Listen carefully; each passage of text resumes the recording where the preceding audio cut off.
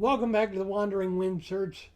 I am Gregory, and today we are reading out of the Life Recovery Devotional, Step 1, Day 11, titled A Time to Choose. Our Bible reading for today is Acts 9, 1 through 9. We admitted that we were powerless over our dependencies and that our lives had become unmanageable. There are important moments in life that can bring about changes in our very destiny. These are often times when we are confronted with how powerless we really are over our own lives. These moments can either destroy us or forever set the course of our lives in a much better direction. Saul had such a moment. After Jesus' ascension, Saul took it upon himself to rid the world of Christians. As he took off on his quest, a light from heaven suddenly shone down around him. He fell to the ground and heard a voice saying to him, "Saul, Saul, why are you persecuting me? I am Jesus, the one you are persecuting. Now, get up and go into the city, and you will be told what you must do." When he opened his eyes, he was blind. So his companions led him by the hand to Damascus. He remained there blind for 3 days and did not eat or drink. Paul, as he was called later, was suddenly confronted with the fact that his life wasn't as perfect as he thought. Self-righteousness had been his trademark. By letting go of his illusions of power, however, he soon became one of the most powerful men ever, the Apostle Paul. When we are confronted with the fact that our lives aren't in our control, we have a choice. We can continue in denial and self-righteousness, or we can face the fact that we have been blind to some important issues. If we become willing to be led into recovery and a new way of life, we will find true power.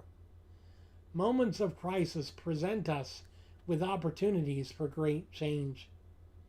One of the things I haven't completely told you is that one of the reasons why I started going to recovery meetings 10 months ago and actually started getting the help I needed was because of a moment of crisis. You see, I had struggled for years with addiction to lusts of the flesh and also just alcohol in general. And I was tired, so tired. And so about 11 and a half months ago, about a month and a half before I finally broke down and went to my first meeting and actually started getting help, I went to bed one night and overdosed on my sleeping pills by about 4 or 5 times the normal amount that I should have taken. I had no illusions that I would wake up. But somehow in that moment, God saw something in me that I did not see in myself yet and said, "No, we're not doing this. You're not leaving yet. You got work to do." And instead of letting me die, he carried me through. And then the next morning, my friend actually reached out to me and said, "I feel like something's not right. What's going on?" And I didn't tell him. I lied like I always did. "I'm not feeling bad. I'm all right. Everything's okay." And but I talked to my pastor, and I told him I can't do this anymore. I need help. And I started the process of getting away from pornography and getting away from alcohol and getting into recovery and finally surrendering my life over to the care of God as I worked through the steps of life and just continued on. And so moments of crisis present us with opportunities for great change is a perfect takeaway from this reading, because honestly, in a crisis, we really discover who we truly are and who we truly need to be in Christ.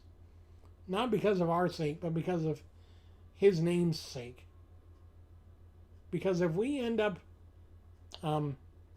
continually just slaves to our sin, we never recover. But if we turn our lives over to Christ, everything recovers.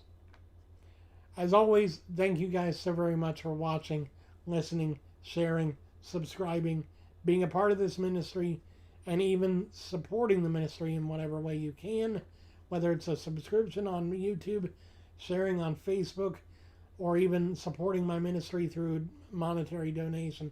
Thank you so much. As always, I want to remind you, we do not recover in leaps and bounds, but by every step forward we take.